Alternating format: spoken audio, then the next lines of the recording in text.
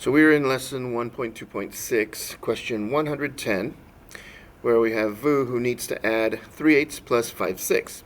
He knows that he can rewrite each fraction as a portion of 48, because 6 and 8 are each factors of 48 in this multiplication table. Is there a smaller number that can work as a common denominator, he wonders. So where can he look on this multiplication table to see if 6 and 8 are factors of a number less than 48? All right, so where are we going to look?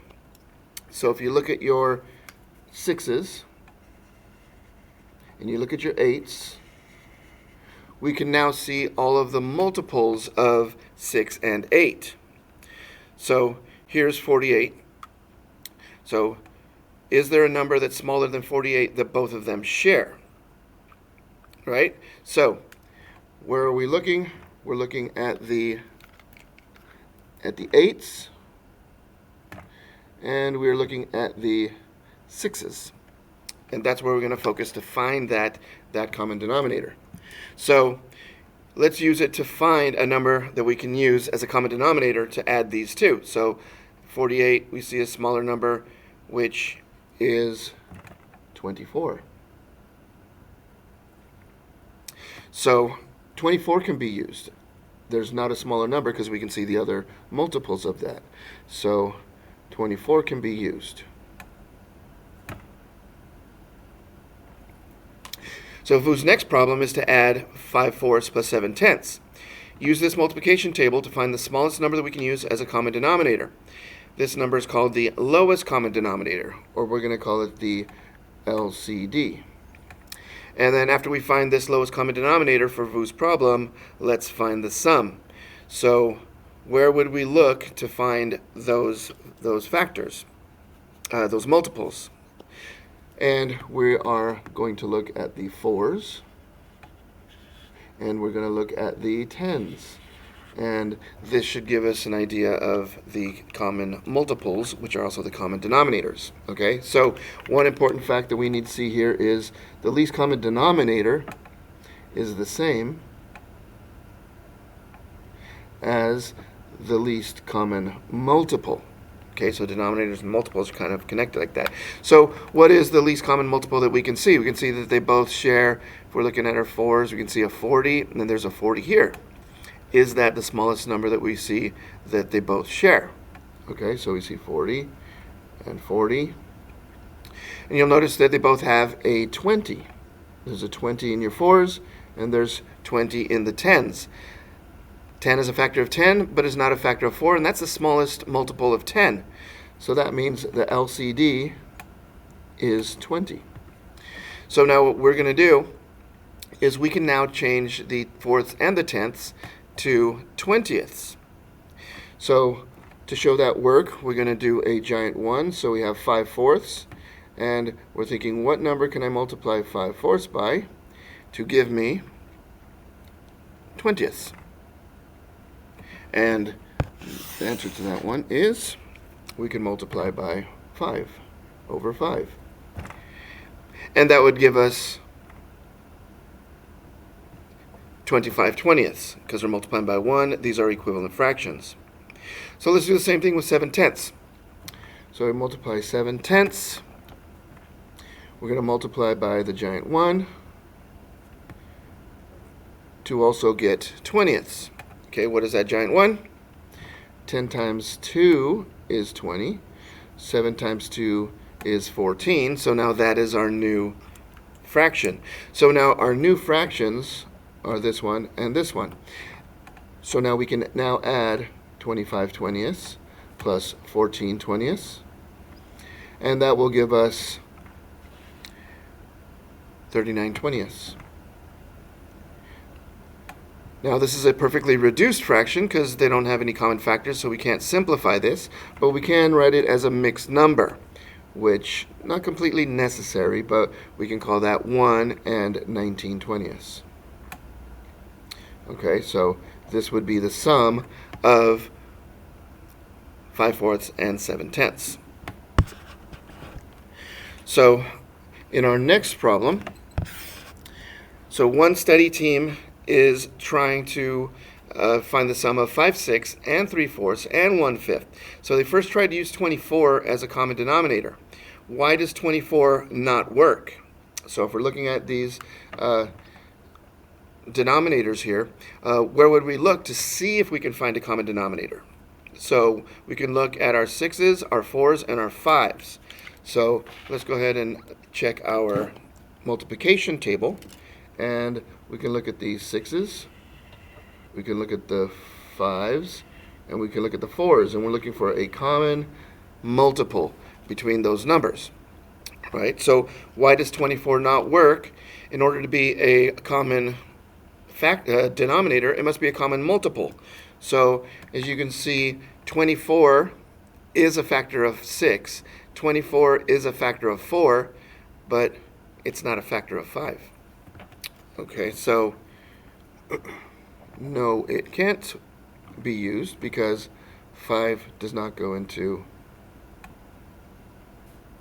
or 5 is not a factor of 24. 5 is not a factor of 24. So let's go ahead and find a common denominator for this problem, and let's explain how we found it. So if we're looking here, we can see, well, that's not going to work with the 24. So let's look at our 6s. One thing that we know is that if it's a multiple of 5, all those numbers end in 0 and 5. So that's going to kind of narrow our search. So if we look at our 6s, we're just looking for 0s and 5s at the end. And we can do the same thing with the 4s. So let's look at our 6s. There's a 0. That goes into 5, but it doesn't go into 4. And then we look for 0s and 5s. We see 60. So will 60 work? We know that 60 goes into 5, even though it's not on this table, because it doesn't go beyond the 10s. So 60, if we look at our 4s, there's the 20, and there's a 40. So it's kind of a pattern. 20, 40, 60, and we can also check, and 60 is actually a factor of 4. So we're going to use 60 because 60 is a multiple of 4, 5, and 6. So we're going to use our giant ones to change those to 60ths. This is our LCD, least common denominator. So 5, 6, we're going to multiply it by our giant 1 to get 60ths. 3/4, we're going to multiply by our giant 1 to get 60ths. And 1/5, we're going to multiply by our giant 1 to get 60ths. Okay, so for our 5, 6, our giant 1, 6 times what is 60? So our giant 1 is 10/10. For 3/4, 4 times what is 60? 4 times 15 is 60. So 15/15 is our giant 1, giving us 45 60ths. Sorry, for this one we will get 50 60ths. And then 1/5, 5 goes into 60 12 times. 5 times 12 is 60, so 12/12 is our giant 1. And that will give us 12 60ths. So now that we have our common denominators, we can now add 50 60ths plus 45 60ths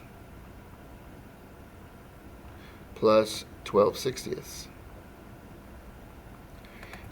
And that will give us the grand total of 107 60ths.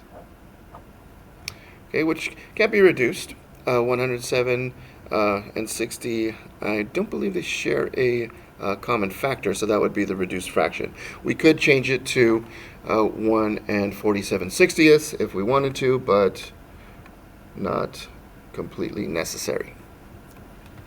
So if we look at question C, describe how factors and multiples can help you find a common denominator. So if we look at all of these factors of 4, 5, and 6, we checked their multiples to see what they shared. So if the denominators are these factors, we need to see what multiple is the same for each of those factors. Okay, so we could say if denominators are factors,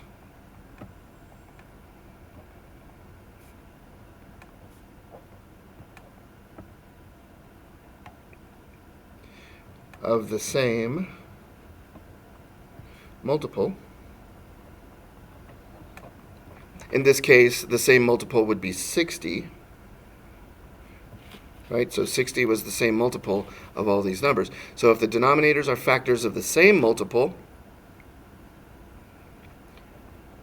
that multiple is the least common denominator. All right, so that common multiple that we see. So in the next few problems, we're going to now use our Giant 1 skills and our skills with the multiplication table that we now know to find the sum of these factors and show our Giant 1s. Okay, so let's do the first one together. So 1/4 plus 5/6. We know that the factors are going to be 4 and 6. So let's go ahead and look at the 4 and 6.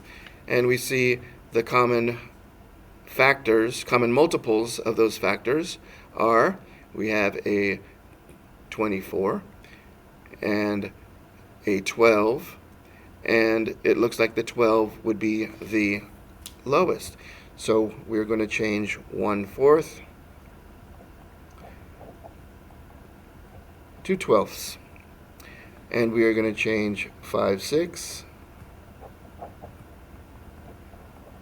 to 12ths as well. And this Giant 1 would be 3/3. This Giant 1, 6 times 2 is 12, so that would be a 2.